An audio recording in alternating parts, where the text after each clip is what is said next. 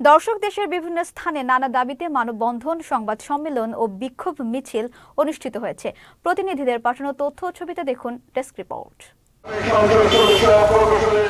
Association of engineers Bangladesh এর সাবেক মহাসচিব ও সাবেক সংসদ সদস্য প্রকৌশলী শাহরিন ইসলাম চৌধুরী তুহিনকে মিথ্যা মামলায় আদালতে আত্মসমর্পণ করার পরও জামিন না দিয়ে জেলহাজতে পাঠানো হয়েছে।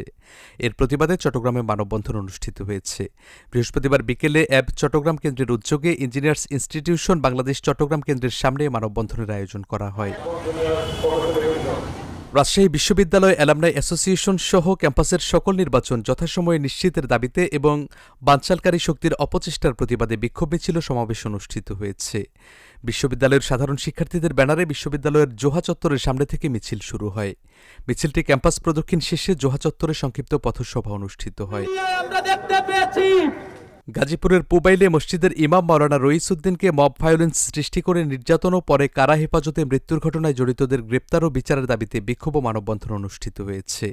বুধবার বিকেলে আহলে সুন্নাত ওয়াল জামাত বাংলাদেশের উদ্যোগে গাজীপুর জেলা প্রশাসক কার্যালয়ের সামনে ভাওয়াল রাজবাড়ী সড়কে বিক্ষোভ ও মানববন্ধন অনুষ্ঠিত হয়।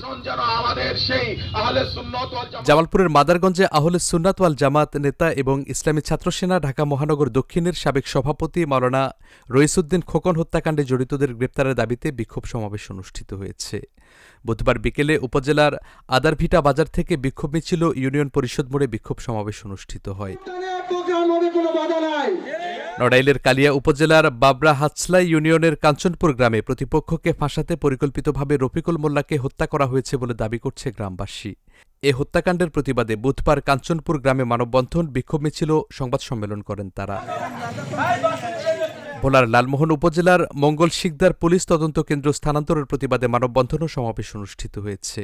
বৃহস্পতিবার উপজেলার ধলিগৌরনগর ইউনিয়নের মঙ্গল শিকদার বাজারে ধলিগৌরনগর ইউনিয়ন পূর্ব শাখা বিএনপি, মঙ্গল শিকদার বাজারের ব্যবসায়ী সমিতি, মৎস্য আড়ত সমিতি, ধলিগৌরনগর মাধ্যমিক বিদ্যালয়ের শিক্ষক শিক্ষার্থীদের ব্যানারে এ মানববন্ধন ও প্রতিবাদ সমাবেশ অনুষ্ঠিত হয়।